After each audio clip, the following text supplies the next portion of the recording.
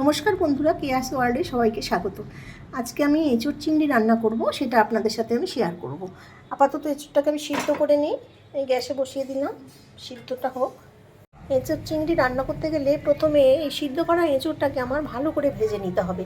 তেলটা আমার গরম হয়ে গেছে। আমি এঁচোড়গুলো মাছ যেমনভাবে ভাজে একটু ভালোভাবে সেরকম করে আমি ভেজে নেব। 2-3 বারে ভাজবো, এঁচোড়টা যাতে ভালো ভাজা হয়। এঁচোড়টা তো পুরো আমি সুন্দর করে লাল লাল করে ভেজে নিয়েছি, মাছ ভাজার মতো। এবার আমি আলুগুলো এইভাবেই ভেজে নেব। তেলটা গরম হয়ে গেছে, আলুগুলো দিয়ে দিই। আলুগুলো ভেজে নেব। বন্ধুরা, এই এঁচোড় দিয়ে চিংড়ি মাছটা কিন্তু একেবারেই হেলদি না। এটা যারা কম তেলে খায় রান্না, তাদের জন্যে এটা মোটেই না। এই রান্নাটা একদম কষিয়ে করতে হবে। কি মশলা বলুন, তেল বলুন, একটু বেশি পরিমাণে যাবে, না হলে এটা টেস্টি হবে না। এঁচোড় চিংড়িতে যে আলুটা দেবো, আলুটাও আমি লাল লাল করে ভেজে নিয়েছি। এবারে কি আলুটা আমি তুলে ফেলবো। এঁচোড় চিংড়ির জন্য এবার আমি চিংড়ি মাছগুলো ভেজে নেবো। কি বড় বড় চিংড়ি মাছগুলো দেখুন বন্ধুরা, এটা বাগদা চিংড়ি।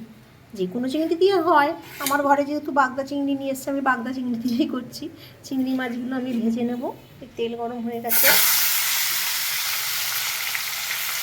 চিংড়ি মাছটা কিন্তু আমি ডিপ ফ্রাই করবো না, চিংড়ি মাছটা আমি একটু হালকাভাবে ভেজে নেব। বন্ধুরা, বাইরের আকাশের অবস্থা দেখেছেন? আকাশ তো মুখ গুমরা করে পড়ে আছে, তার সাথে বৃষ্টিটাও পড়ছে। এই ওয়েদারটা মোটেই ভালো লাগছে না, আমার তো একদমই ভালো লাগছে না। আপনাদের কেমন লাগছে আমাকে অবশ্যই কমেন্ট করে জানাবেন। চিংড়ি মাছটা আমি হালকা করেই ভেজে নিয়েছি।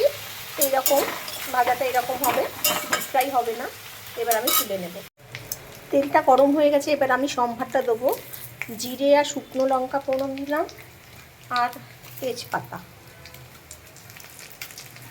এটা ভালো করে ভেজে নেব। সম্ভারটা আমার ভাজা হয়ে গেছে। এবার আমার কুচনো পেঁয়াজগুলো এগুলো দিয়ে দেবো। যতই পেঁয়াজ বাটা দিই না কেন, যে কোনো রান্নায় একটুখানি যদি পেঁয়াজটাকে কুচিয়ে নিয়ে ভেজে তরকারিতে দেওয়া হয়, তরকারির স্বাদটা বেড়ে যায়। মানে পেঁয়াজ রসুনের তরকারির কথা বলছি, মাংস বলুন, ডিম বলুন, পেঁয়াজ বাটার সাথে একটু কুচো পেঁয়াজ দিতে হয়। দিলে দেখবেন মানে স্বাদটা সত্যি অন্যরকম হয়। পেঁয়াজটা ভাজা হয়ে গেছে, এবার আমি মশলাগুলো দেবো। মশলার মধ্যে আছে আদা, পেঁয়াজ, রসুন, কাঁচা লঙ্কা বাটা, আর হলুদ গুঁড়ো, ধনে জিরে গুঁড়ো, আর কাশ্মীরি মির্চ, আর লবণ। এগুলো সব আমি একসাথে করে দিয়ে দেব, দিয়ে ভালো করে কষিয়ে নেব। মশলা কষানোটা হয়ে গেছে, এবার আমি চিংড়ি মাছ, এঁচোড়, আলুটা দিয়ে দেবো এর মধ্যে, দিয়ে এর সাথে একটু কষিয়ে নেব। কিন্তু কড়াইটা মনে হচ্ছে ছোট হয়ে যাবে, ধরবে না মনে হচ্ছে, বুঝতে পারছি না। আমি একটু চিনি দিয়ে দিচ্ছি, একটু মিষ্টি মিষ্টি না হলে ভালো লাগবে না এটা।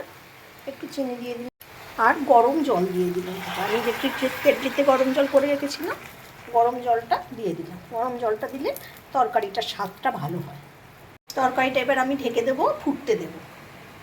এঁচোড় চিংড়ি রান্নাটা আমার হয়ে গেছে, টকটক করে ফুটছে, আলুও গলে গেছে। এঁচোড় তো সিদ্ধ করে নিয়েছি, গলাই ছিল। আমি এবার গরম মশলাটা দিয়ে দেবো, একটু ফুটবে। এঁচোড়ের তরকারিটা আমি নামিয়ে নিয়েছি, এরকম হয়েছে। এতে চিংড়ি মাছগুলো উঁকি মারছে। আপনাদের যদি ভালো লাগে আমার রান্নার পদ্ধতিটা, যদি ফেসবুক পেজ থেকে দেখেন তবে প্লিজ ফলো করে দেবেন, লাইক কমেন্ট শেয়ার তো করবেনই। আর যদি ইউটিউব থেকে দেখেন তাহলে একটা সাবস্ক্রাইব করে দেবেন, কমেন্ট করবেন, শেয়ার করবেন বন্ধুদের সাথে। আজ তাহলে আসি, আবার আসবো একটা অন্য ভিডিও নিয়ে।